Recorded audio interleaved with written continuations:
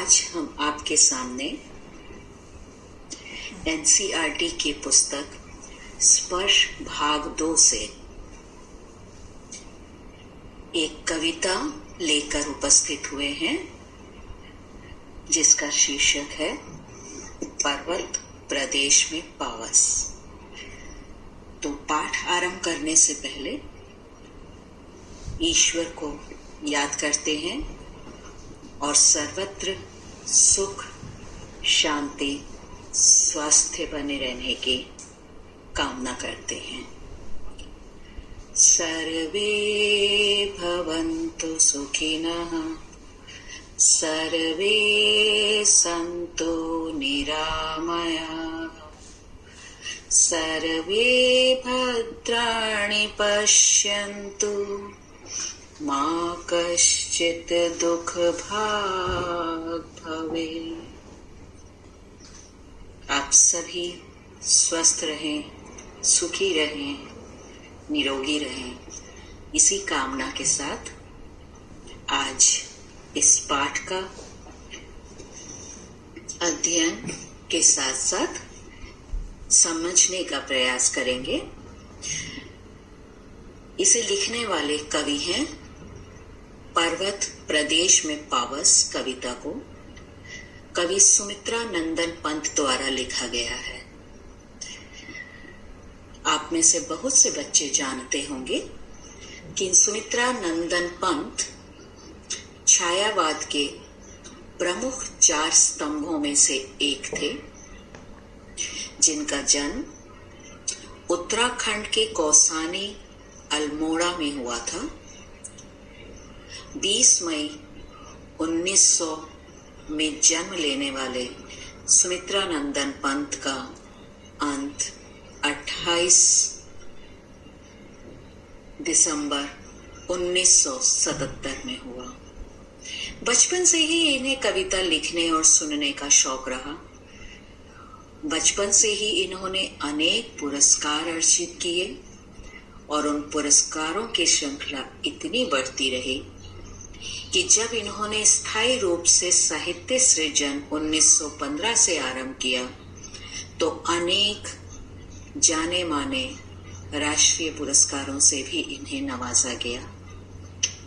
इनकी आरंभिक कविताओं में हम प्रकृति प्रेम देखते हैं।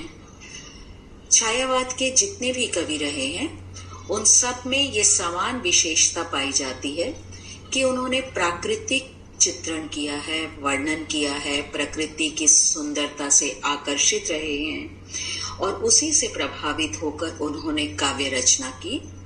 जैसा कि आप पिछली कक्षाओं में भी पढ़ चुके होंगे, महादेवी वर्मा का साहित्य, मूल रूप से वो छायावाद की कवयित्री थी।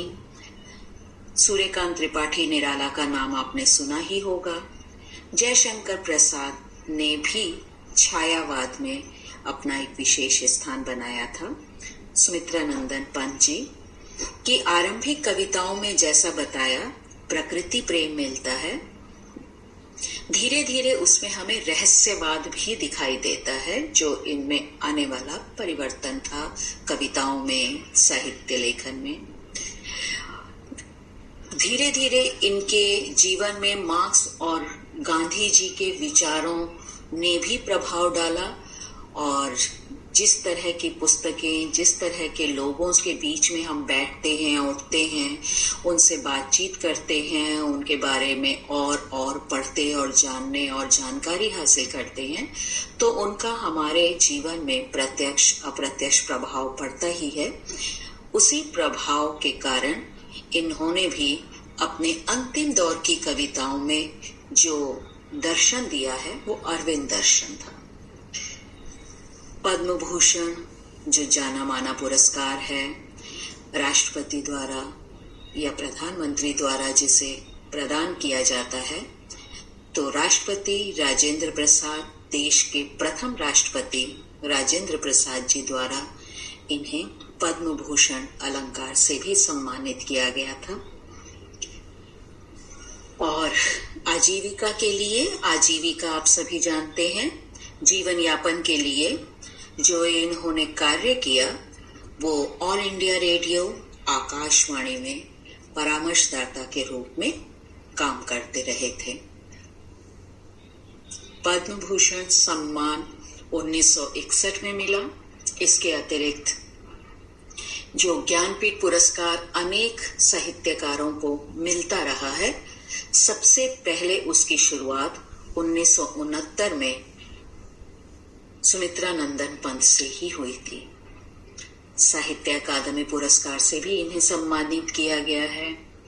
तो अनेक जाने माने पुरस्कारों से सम्मानित सुमित्रा नंदन पंत की प्रमुख कृतियों के यदि हम नाम लें तो वे हैं वीणा, पल्लव, युगवाणी, ग्राम्या, स्वर्ण किरण, लोकायतन, चिदंबरा नामक जो इनका काव्य संग्रह है, उसे ही ज्ञानपीठ पुरस्कार से सम्मानित किया गया था।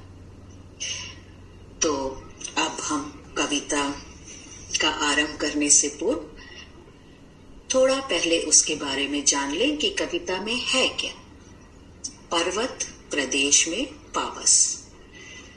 इस कविता को यदि आप लोगों ने पढ़ा होगा तो देखा होगा कि पढ़ते पढ़ते हमारी आंखों के सामने जो एक चित्र उभर कर आने लगता है, उसी में कवि की, साहित्यकार की सफलता है कि जो वो कहना चाह रहे हैं, जो वो हमें समझाना चाह रहे हैं, जिस प्राकृतिक वातावरण को हमारे सम्मुख वो प्रस्तुत करना चाह रहे हैं, वो साक्षात हमारी आंखों के सामने दिखाई देने लगता है। तो ऐसे में हम बोल सकते हैं कि कवि ने चित्रात्मक भाषा का वर्णन किया है, सजीव चित्रण किया है। तो यहाँ हमारे सामने उन्होंने खूबसूरत प्राकृतिक लोक में हमें पहुंचाकर उसका एहसास कराने लगते हैं, मानो स्वयं हम साक्षात उसको देख पा रहे हैं, जी रहे हैं उस दृश्य को। इसमें यही बताया है कि पहाड़ों की अपार श्रृंखलाएं हैं, झरने बह रहे हैं, पर्वत पल पल में अपना रूप कैसे बदल रहा होता है, उस बदलते हुए रूप को किस तरीके से उन्होंने काव्य पंक्तियों के माध्यम से एक एक स्वरूप की समझाने की, बताने की भरपूर सफल कोशिश की है। पर्वतों में तरह तरह के पत्र, पुष्प, पत्र आप जानते ही हैं, पत्र यानी पत्ते, पत्ते, फूल, पेड़ पौधे जब रूप ले लेते हैं, छोटे छोटे पौधे, तो हरे हरे भरे पर्वतों को कैसे खूबसूरत बना देते हैं। पर्वतों में जब लगातार बारिश होने लगती है, घनघोर वर्षा होती है, तो प्रकृति कैसे अपना रूप बदलती है, और इन सब को मनुष्य एक प्रत्यक्ष दृष्टा के रूप में देखता हुआ कैसे मंत्रमुग्ध हो जाता है, और उसे लगने लगता है कि ये प्राकृतिक सुंदरता जरूर कहीं ना कहीं देव स्वरूप इंद्र का इसमें हाथ है, क्योंकि इंद्रदेव को माना जाता है वर्षा का देवता।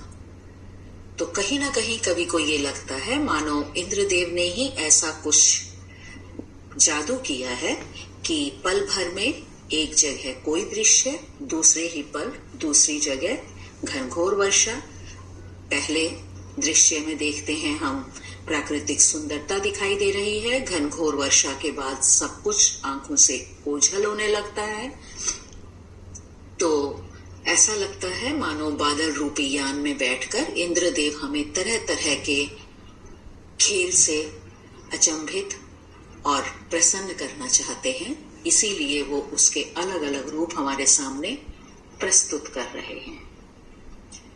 तो आइए कविता की पंक्तिबद्ध तरीके से समझने का प्रयास करते हैं। पावस ऋतु थी पर्वत प्रदेश, पल पल परिवर्तित प्रकृति वेश। पावस बोला जाता है वर्षा ऋतु को, पावस ऋतु, वर्षा ऋतु। पर्वत प्रदेश में वर्षा ऋतु के समय यदि आप में से कोई गया होगा और उसने उसका अनुभव किया होगा या कुछ रह रहे होंगे वहां, तो वो देख सकते हैं कि बरसाती मौसम में पर्वतों में हर पल कैसे प्रकृति अपना स्वरूप बदलती रहती है। ऐसा लगता है मानो हर पल वो अपना वेश बदल रही है। वेश जो हम वस्त्र आदि पहनते हैं, तो प्रकृति की वेशभूषा यही है। पेड़ पौधे, पुष्प, झरना, ये सब उसके अलग अलग स्वरूप हैं। पर्वत पावस ऋतु थी पर्वत प्रदेश, पल पल परिवर्तित प्रकृति वेश। मेखलाकार पर्वत अपार, अपने सहस्र दृग सुमन फाड़। अवलोक रहा है बार बार, नीचे जल में निज महाकार। अर्थात मेखलाकार होता है, मेखला गोल करघनी की आकार का एक आभूषण होता है। करघनी यानी जो कमर में बांधे जाने वाला आभूषण है, जेवर है नारियों द्वारा जिसे पहना जाता है।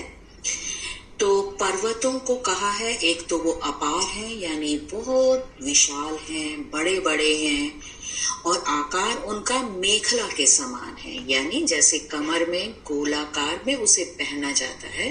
तो बड़े बड़े विशाल पर्वत हैं, और कहीं पर वो गोलाई लिए हुए हैं, कहीं ऊंचाई लिए हुए हैं, लेकिन अपनी विशालता और सुंदरता में वो किसी से कम नहीं हैं। उन पर उगे हुए जो पुष्प हैं, उन्हें कवि ने माना है मानो वो फूल नहीं बल्कि पहाड़ों की आंखें हैं।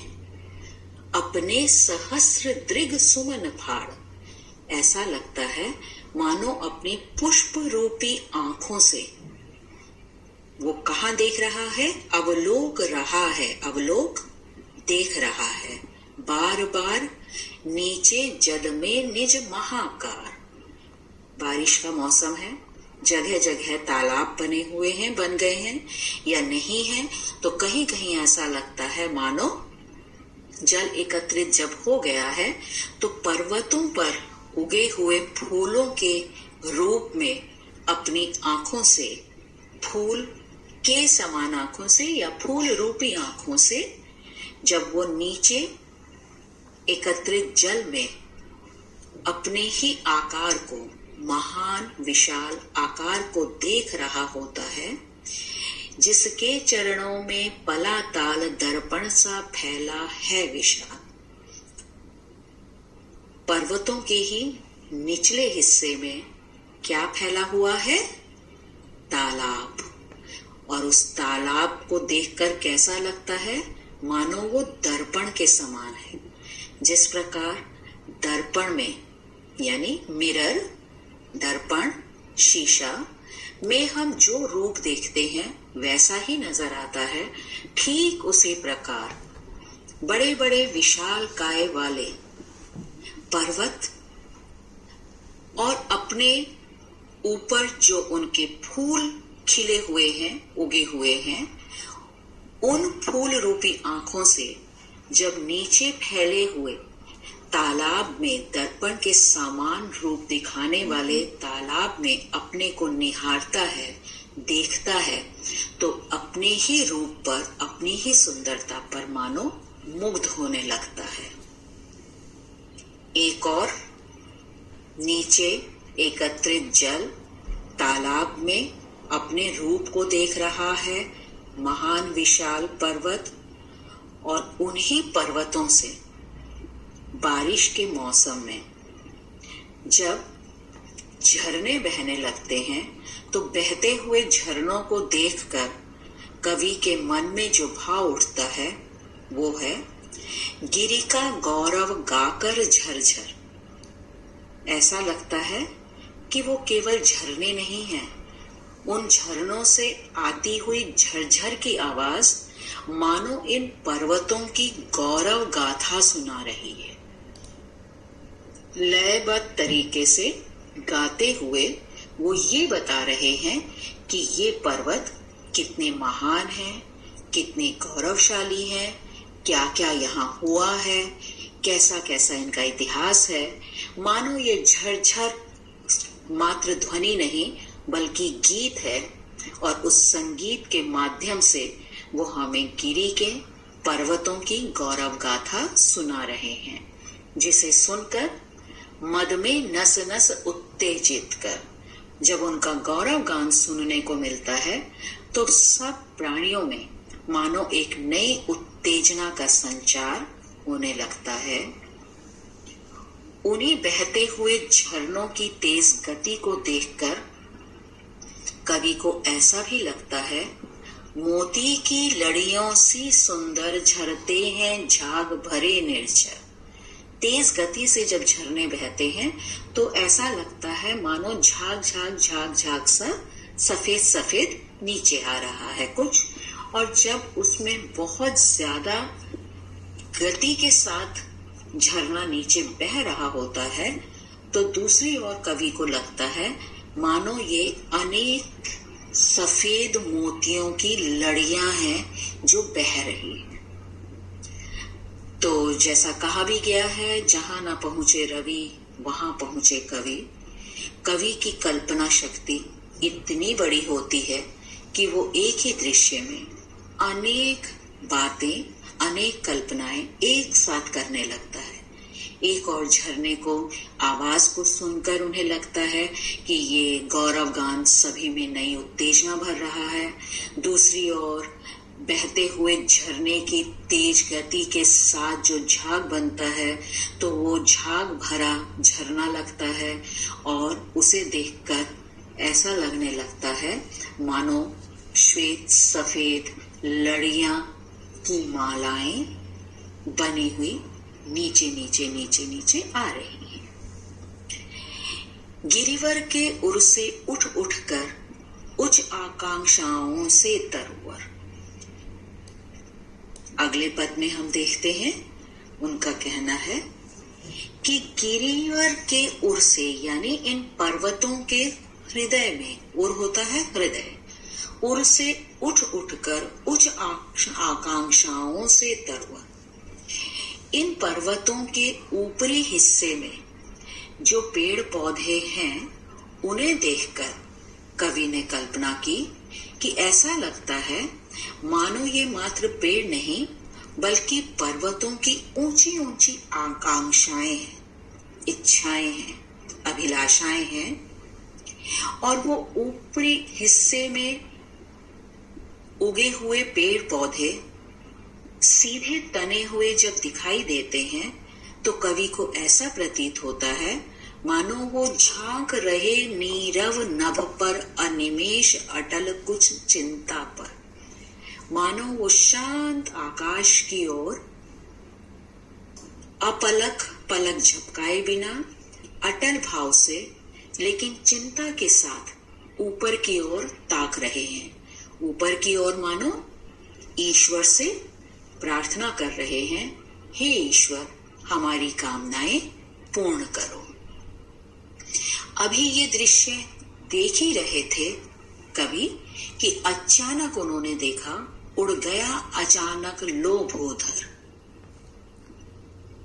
उड़ गया अचानक लो भूधर। भूधर भूमि में है जो पर्वत अचानक अदृश्य हो गया, दिखाई ही नहीं दिया। ये क्या हुआ? फड़का अपार पारद के पर। जय पारद होता है बादल, जैसे ही बादल फटा यानी बादल ने वर्षा का रूप धारण किया, मूसलाधार बारिश हुई और उस तेज बरसती बरसात में जो इतना खूबसूरत पहाड़ और उस पर लगे हुए पेड़ पौधों को देखकर अलग अलग कल्पनाएं मन में उठ रही थी, वो अचानक धराशायी हो गई, गायब हो गई, क्योंकि तेज बारिश के कारण उस खूबसूरत पहाड़ को देख पाना अब संभव नहीं हो पा रहा था। इतनी तेज बारिश थी कि वो सामने का पहाड़ भी आसानी से नजर नहीं आ रहा था। रवशेष रह गए हैं निर्जन, केवल झरनों के स्वर सुनाई दे रहे हैं और बहते हुए झरने दिखाई दे रहे हैं, शेष कुछ नहीं है। टूट पड़ा भू पर अंबर, ऐसा लगता है मानो स्वयं आसमान ही पृथ्वी पर आ गया हो। आसमान किस रूप में? बरसात के रूप में सीधा पृथ्वी पर आ गया है, और जो आसपास पृथ्वी में दिखाई देने वाले पेड़ पौधे आदि थे वो सब कहीं अदृश्य दिखाई देने बंद हो गए हैं। धस गए इस धरा में सभय शाल, और ऐसा लगा कि जो छोटे मोटे वृक्ष हैं वो तो अपनी जान बचाने के लिए ही धरती में कहीं छिप गए हैं।